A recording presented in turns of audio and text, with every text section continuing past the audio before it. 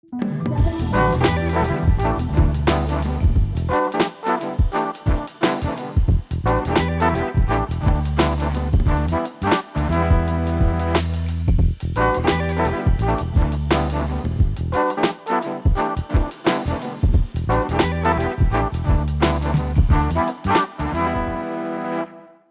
Carole Taylor. On this episode of Journal, a look at super-agers. The official definition is someone in their 80s, 90s, with the cognitive ability of someone 20 or 30 years younger. Now, most of us could come up with the basics of how to live longer, besides your own genes, of course. Exercise, eat well, sleep at least 8 hours a night, and so on. That's easier said than done. What exactly do we mean by exercise? Does it have to be strenuous? Does it have to be every day? If you didn't exercise when you were young, is it too late to start? And with food, does this mean no more French fries or jamoca-almond fudge ice cream ever again? Does it mean we have to be rigidly pure vegetables, fruit, fish, whole grains, beans? Well, good luck with that. Yet I found it interesting that when I looked up super-agers, the first half dozen articles were about supplements. Supplements that would bring improved clarity, stamina, cellular energy with just one patch. Another promises to combat cellular aging for good. I guess if it were as easy as taking one pill a day, we would all be super-agers. So instead of the internet, I decided to go to one of my favorite super-agers, Dr. Doug Clement, for advice. Now in his 90s, Doug was an Olympic athlete, as was his vivacious wife Diane in the 50s. Along the way, Doug graduated from med school and went on to introduce the practice of sports medicine to all of Canada. In recognition, he was awarded Canada's highest honor, the Order of Canada, 34 years ago. Doug is lively, interested, and opinionated, characteristics of a great super-ager. Back after this break with Doug Clement. Doug Clement joins us now, and Doug, I'm so happy to see you. I'm happy to see you. We've had a long relationship over the years, and I find that your comments and thoughts lately about super-aging have been really interesting.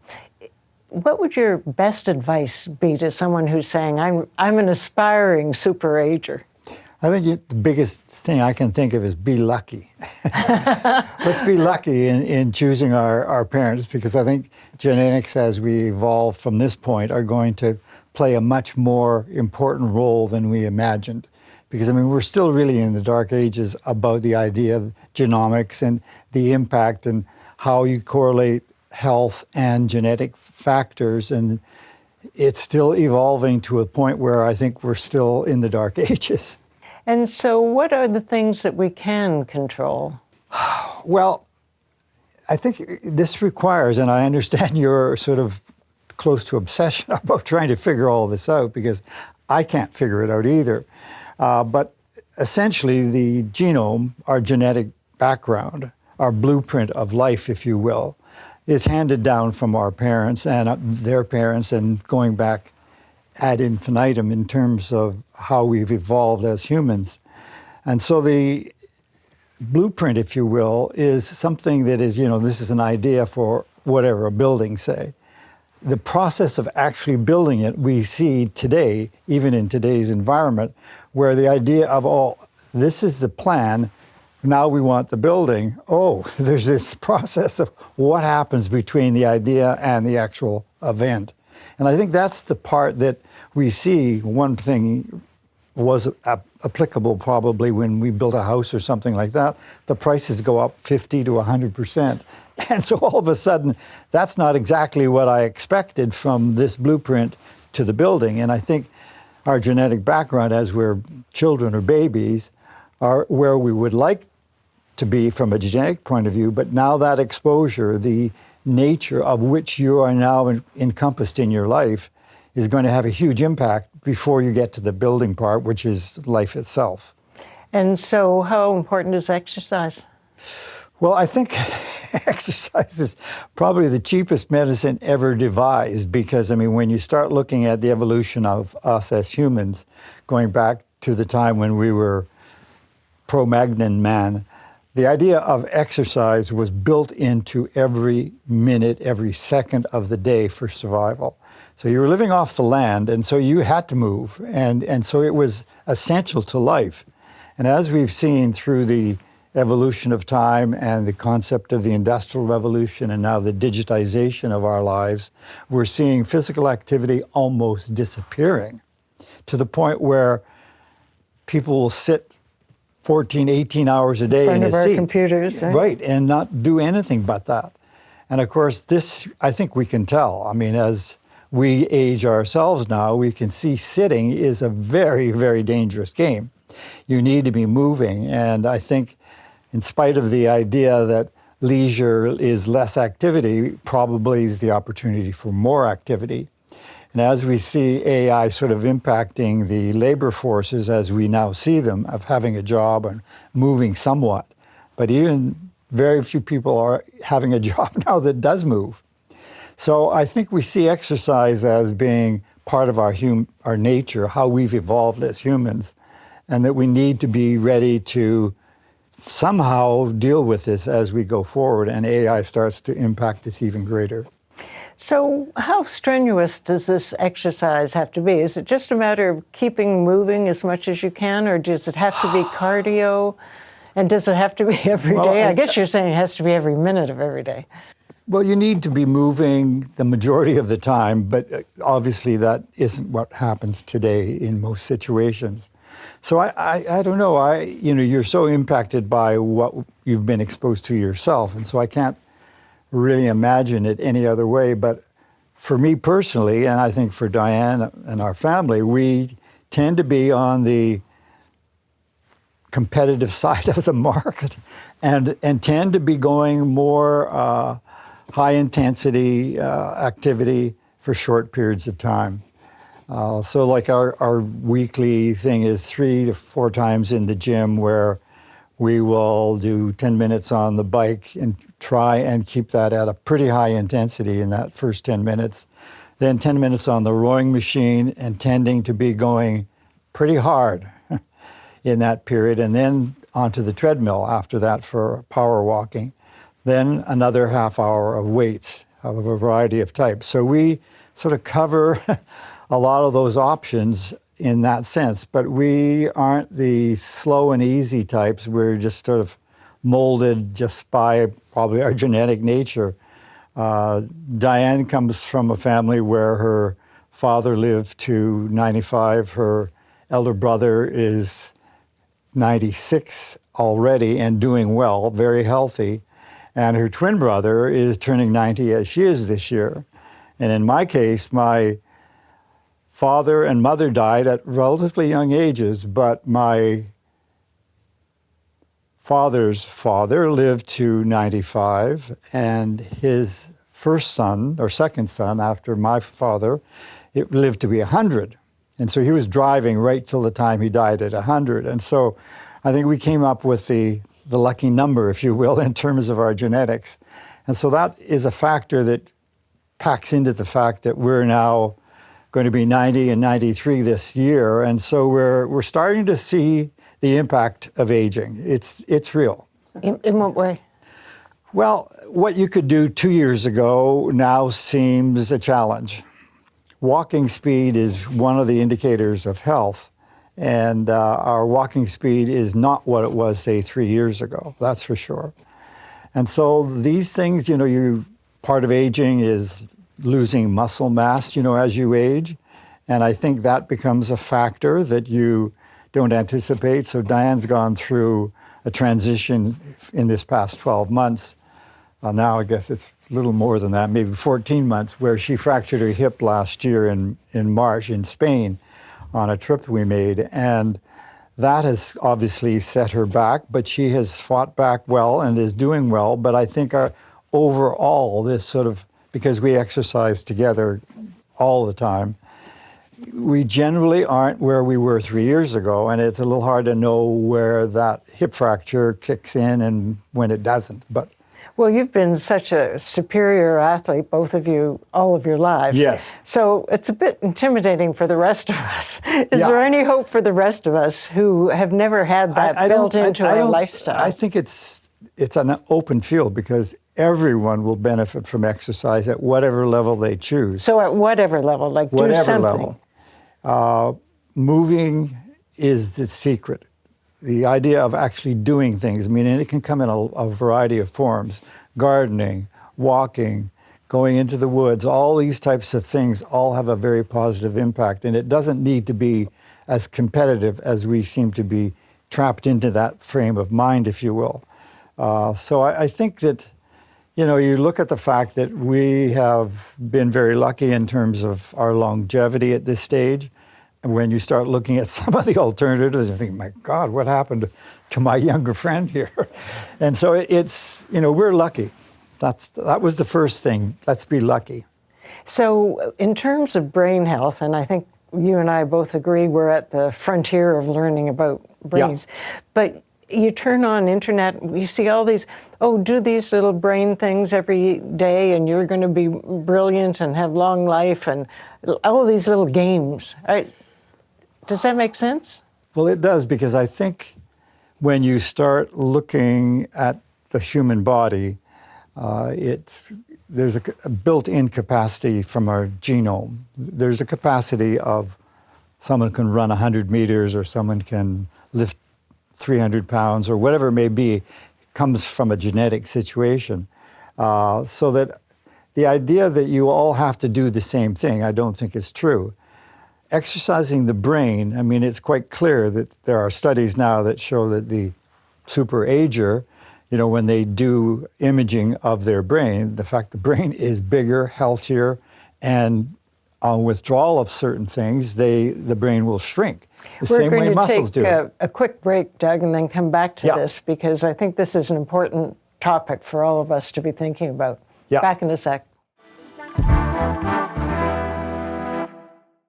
So just before we took a break, Doug, you were talking about the point is to move, whether it's use your brain, use your body, but just keep everything going. Yes. Yeah, the body seems to be, both mentally and physically, capable of large amounts of activity, mentally or physically, based on training, of actually stimulating the particular part, or the whole, if you will, that we're better to be doing something, and it's evident in sport where you have to train to do something. You just don't necessarily do it. You have to build the body's capacity to do that by stimulating it and resting, stimulating, resting, building, getting larger. And the same with the brain? And the same with the brain. I think that's the case. And the genetic components of that, some people are very gifted in a certain area, some people are gifted in another area, and this all comes back, I think, to what the genetic code is going to dictate. Some people would look at your life and say, oh, well, you are lucky because you got the right genetic code. Yes. But I think for everyone, there are times in your life where there are bumps in that road. Absolutely. And I remember very clearly when you had a stroke. I did. Tell me the story. Well, this is one of the negative components of exercise.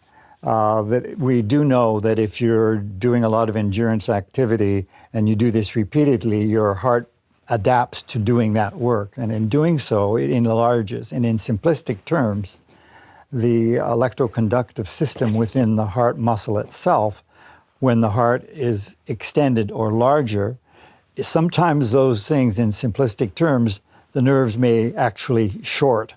So they grow and stretch, and that pulls the nerves together, and then the heart rhythm is impacted. Of course, that's the commonest thing. Atrial fibrillation is something that we may not have known about, but almost everybody our age, and your age as well, are becoming aware of atrial fibrillation as being a difficult problem because it can reduce the cardiac output, and it may actually create sort of a back eddy when the heart is out of rhythm, the whole circulation is slowed down, and when the heart slows down and the flow rate is reduced, the chances of a clot become much greater. How serious was your stroke?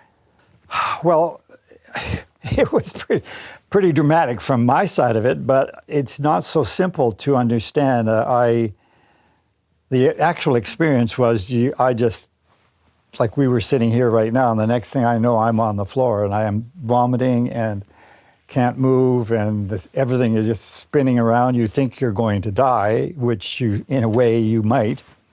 It ended up that when the imaging eventually got into the hospital and all the investigations done, was a blood clot to the brain, in which this was the center in the ability to coordinate things. So what did it affect? You're walking, you're speaking? I couldn't walk. You couldn't walk. I was, if I tried to get up, I would be so disorientated and dizzy that you would just fall to the ground. So what did you do for your own rehab? Well, it just shows that was in 1998. I was 65. And the interesting thing is, knowing what I knew, because I was involved in sport and exercise medicine, that there was a little bit of physiotherapy in the hospital, and they said, well, you're discharged now. And I said, well, what should I do in terms of rehabilitation? Well, you could go to a physiotherapist, but the specialized in this area will be a year's wait. Wow. This would be, from my perspective as a physician, this is not the way to deal with anything. And so we ended up at our own clinic out at UBC of the physiotherapists learning to deal with recovery from stroke, and starting with the idea of just walking back and forth. And one thing that I did utilize, and I think probably was more important than I imagined, was listening to Diana Carole. So I was exercising and hearing music at the same time, and this seemed to work in an amazing way.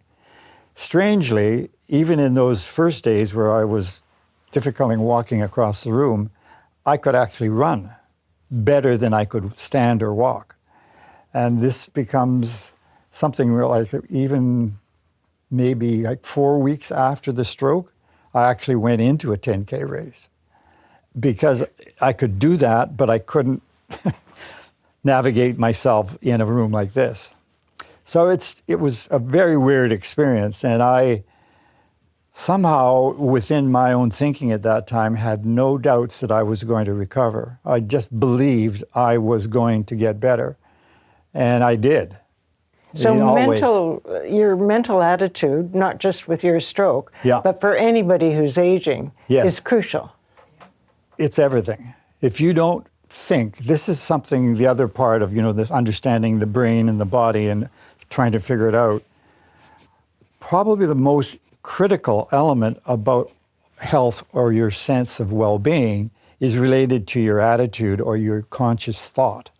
And so I believe you will be what you think. If you don't think it, if you think you're going to lose, you're going to have a bad time. You're going to have a bad time because that's what you're planning. You're acting out those thoughts. Whereas in my case, if I think I'm going to get better, I think I'm producing the chemicals and the hormones that actually create that. So this concept of how you approach, how you react to sort of a bump or a push or a fall is a lot related to what you think you're going to do. And in terms of just generally what you're going to do, I mean, one of the things that, if you were to try and summarize this, is you will be what you think. And I think when we start looking at our geopolitical situation now, and someone like Carney and his positive attitude, and his philosophy seems to be, I will prepare for the worst, plan for the worst, aim for the top. And that's exactly the way I've approached things. There's a commercial that I really enjoy. I don't enjoy many commercials, but it's a senior woman, obviously, and she is rock climbing, not on a wall, but outside in wilderness and doing this very dangerous stuff. And the only cut line is, don't act your age. Yeah. That's and I it. thought that says everything. Because if you've got a stereotype of what it's going to be like to It'll get be old, like that. And people, like we can see it in terms of the changes in, say the last 100 years, that people, when they, quotation marks, retired, they expected to be sitting in a chair doing nothing. Whereas I think there's a generation of people now that don't think that way at all. They think much more positively. They see the examples around them of those people their age and a little bit older, where they're not. They're doing things that you couldn't imagine. And everybody is starting to get that feeling. And I think this is a good evolution as we're now entering a really dangerous period where AI is going to take over almost all physical things, and we're going to be left with how to cope in that. And I look at it in a positive sense that physically we're capable for a long time, and we might as well keep moving until we can't. and social connection is an important part of that. Huge. I think the idea of not having, shall we say, a living story to be in, of activity and information and exchange, and what John's doing or what he's doing or what our daughter's doing, or all that sort of business. Being involved in life is critical. And I think most personalities thrive with that. And I think that's a big, big part of living and aging as well, that you've got to keep busy and connected and socially interacting yourself in order to sort of live life to its fullest. Thank you. I really appreciate all of your thoughts as you are managing your life and doing it so beautifully. And I don't think I'll be running any races, but I'll keep moving. Yes, indeed, for sure. Thank you, Doug. And best to Diane. Yes. Back in a moment. My great thanks to Dr. Doug Clement, super-ager par excellence, for joining us on Journal. Taking Albert Einstein's advice, do not grow old no matter how long you live. Never cease to stand like curious children before the great mystery into which we were born. Let me know your thoughts on YouTube. Till next time, I'm Carole Taylor.